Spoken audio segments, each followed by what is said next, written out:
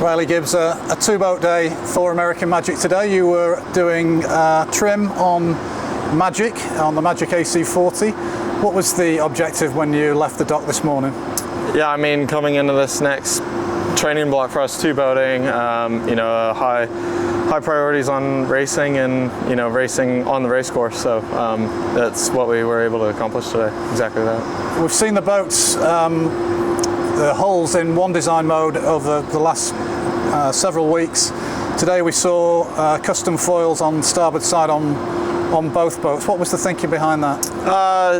Just as we're coming into the tail end of foil design and always trying to eke out the most in our performance, we're just looking back and confirming our suspicions on what we learned over the summer.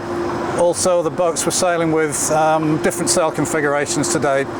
Same idea there, just trying to check things, ratify things? Yeah, I guess you could say that, and more so just getting the sails exposure on the water and familiarizing ourselves with the sails that will be, or at least the designs that we might be using going forward. You did a few races today. Any discernible differences between the two boats? Not necessarily. Majority of it came down to stability around the track. We kind of saw that it was a pretty asymmetric day as far as the breeze direction and the sea state, and just stability, I'd say.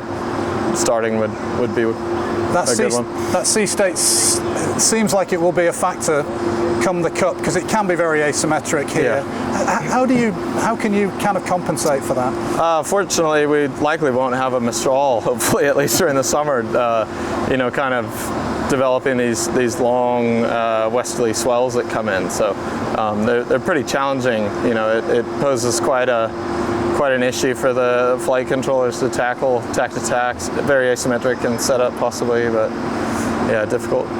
It seems to me when you come off the foils, there's a better jibe or a better tack to get back up on. Is that true, or is that just? Yeah, for sure. Yeah. So if you fell off the foils during a race, would it maybe be worth tacking onto the other tack or jibing onto the other jibe? Yeah, quite possibly. I think it depends on your whole race strategy and where you are on the course and so on. You'd hate to go outside a boundary, but yeah, you might have to tack over.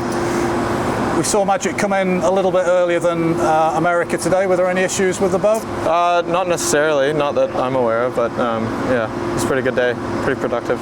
What was the reason for coming in earlier? You just done what you needed to do? Yeah, I think we've accomplished everything we needed to do, and have a pretty good forecast coming up for the rest of the week, and trying to make the most of that as well. So, fantastic, Riley. Thanks for that. Thanks, guys.